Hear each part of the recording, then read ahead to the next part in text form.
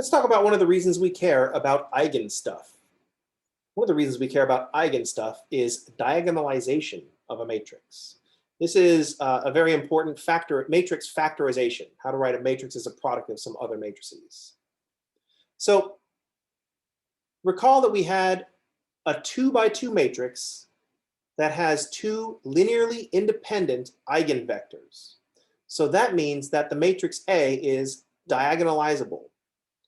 Remember, eigenvectors are a thing that we're going to apply to square matrices. So if we have a square matrix, an n by n matrix that has n linearly independent eigenvectors, then we can diagonalize that matrix.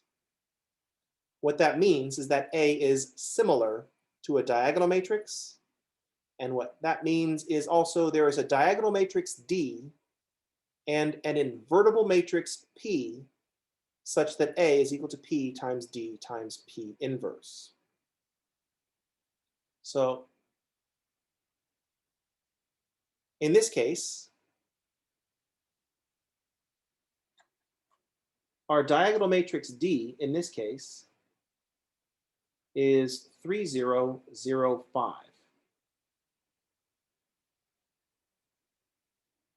And the invertible matrix P is negative 1, 2, negative 1, 1.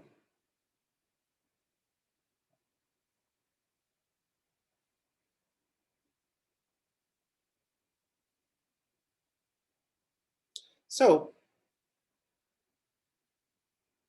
at this point, I would be waiting for people to copy stuff down, like if we were in the, but I don't know if anybody's copying this down or if we're just going to like review the video later and like scan and like just look at a PDF of the notes. So I shouldn't pause for copying. It makes it seem like I'm pausing for effect, but that's not really, I'm just pausing for people to copy stuff down. Notice how I made the diagonal matrix.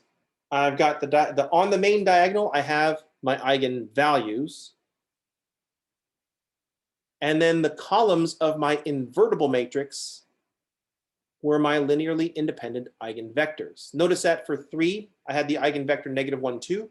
So since 3 was in the first column of the diagonal matrix, I put negative 1, 2, its corresponding eigenvector in the first column of the invertible matrix.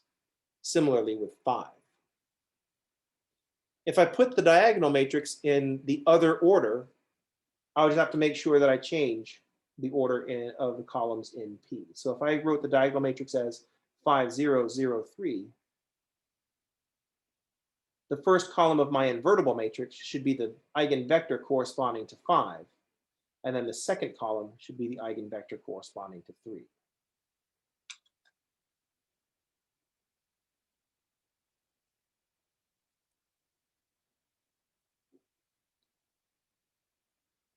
So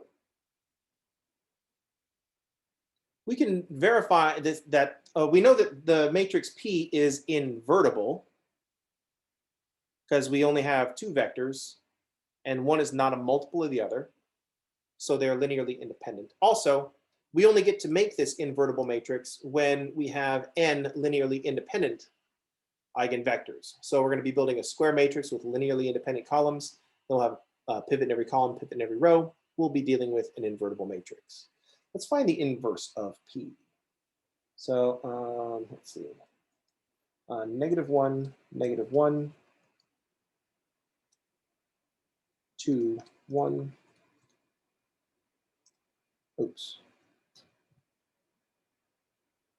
Negative 1, 1, 2, 1. And I want the inverse of this matrix, so I'll just use the inverse button.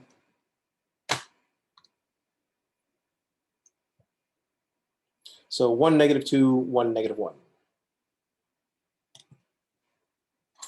Normally, we don't need to find the inverse of a matrix.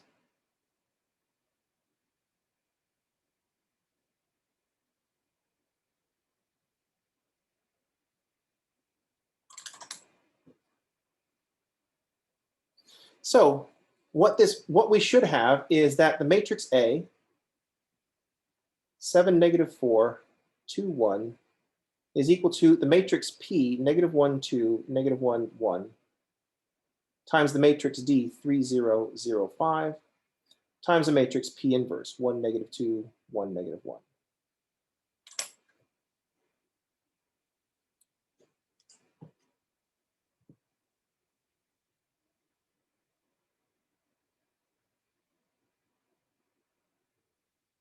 So here's why we care about diagonalization. Remember that multiplying by a diagonal matrix is really easy. If I multiply by the matrix 3, 0, 0, 5, if I want to multiply, if I want to find a power of a diagonal matrix, that's always very straightforward. What we do when we find eigenvalues is we're able to make this diagonal matrix, and it's really easy to multiply by 3, 0, 0, 5. It's more involved. It takes more calculations to multiply by 7, 2, -4, 1, or 7, -4, 2, 1. Because most of the stuff is 0 in our diagonal matrix. What we're doing is we're using this invertible matrix to change coordinates from standard coordinates to a basis made up of eigenvectors so that our multiplication will be taken care of with a diagonal matrix. So what we're doing is we're looking at the vector -1, 2, and -1, 1, the vectors -1, 2, and -1, 1 as a basis of eigenvectors for R2.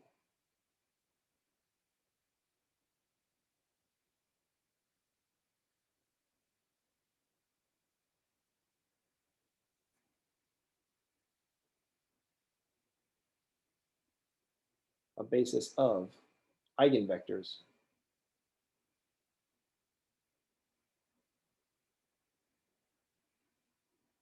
for R2. It's a basis for R2 made up of eigenvectors.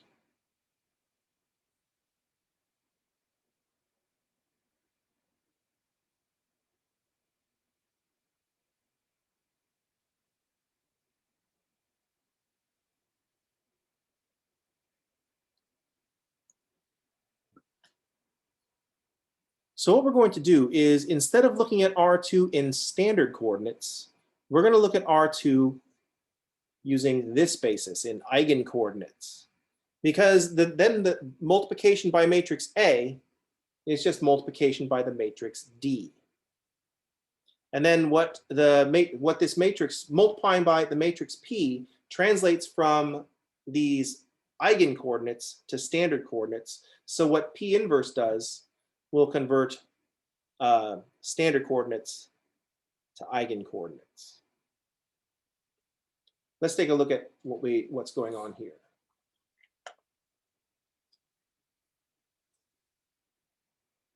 It's getting close to 11, so my sentence structure is starting to break down. I know you're all thinking, starting to? That happens at like 9, 10. So A is P times D times P inverse. If I multiply A times X,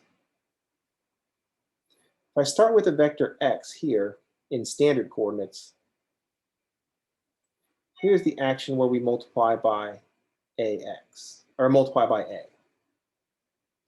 This is equivalent to multiplying by P inverse, then multiplying by D, and then multiplying by P. So what we're doing is we first multiply by P inverse.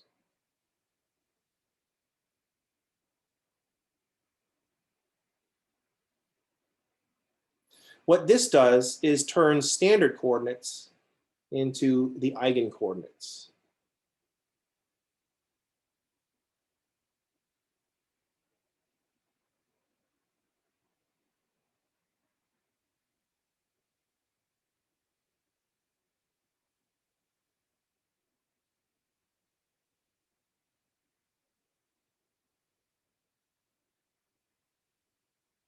So now I've written X, the coordinates of X relative to the eigenvector basis. After we multiply by P inverse, then we multiply by D. So the next step is to multiply by D.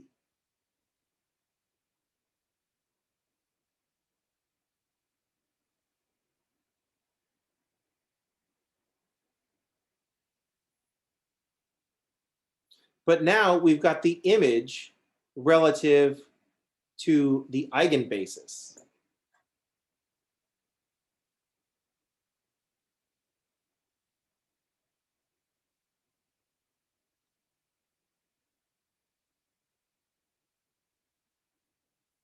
So we have to translate back to standard coordinates, and that's multiplication by the matrix P.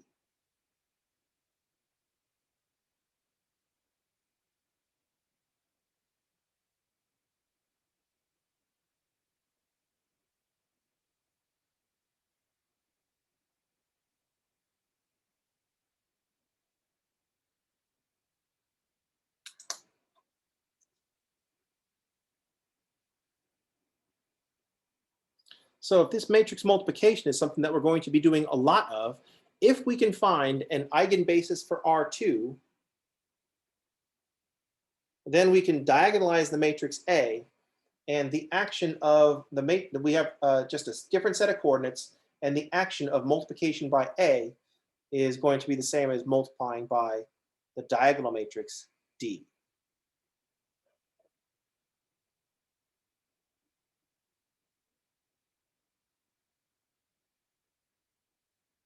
Now, the reason I like to draw this at this point is that we do this a lot in math. This is one of the three great tricks of math. The three great tricks of mathematics are: one, first, to add 0; second, multiply by 1; or third, change your variables. This is what we were doing in substitution, in integration by substitution. You start off with an integral in terms of x. Here's your integral dx. You make your substitution to get your integral du. You integrate with respect to u, and then you translate back into an antiderivative in x. And it's the same thing that we did every time we do a substitution. So you start off with your function of x. You have an integral f of x into x. You do a substitution, u. So then now you have some integral of some other function, g of u du. Then you integrate to find an antiderivative in terms of u. Then you undo that to find your antiderivative in terms of x. That's the substitution.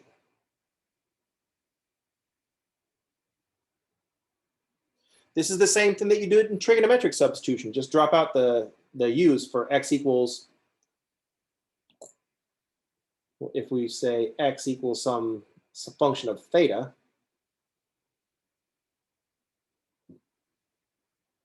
then you just have some antiderivative in theta to theta.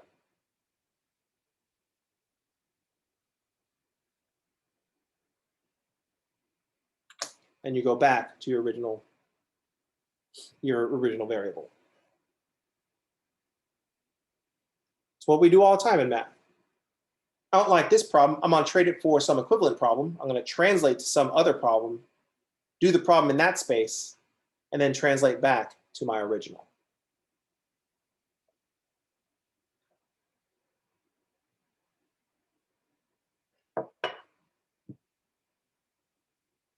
All right. This is going to be running in the background while you start working on the finding eigenvalues and finding eigenvectors. This is one of the reasons why we would want to do this thing. There are also reasons why we would want to diagonalize a matrix. This is the picture that we want running around.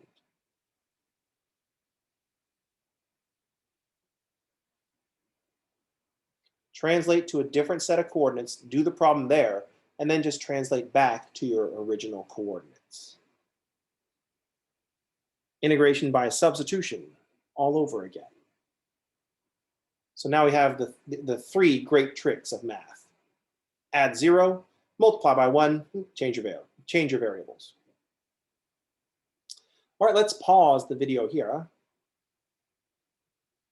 and talk about what's next.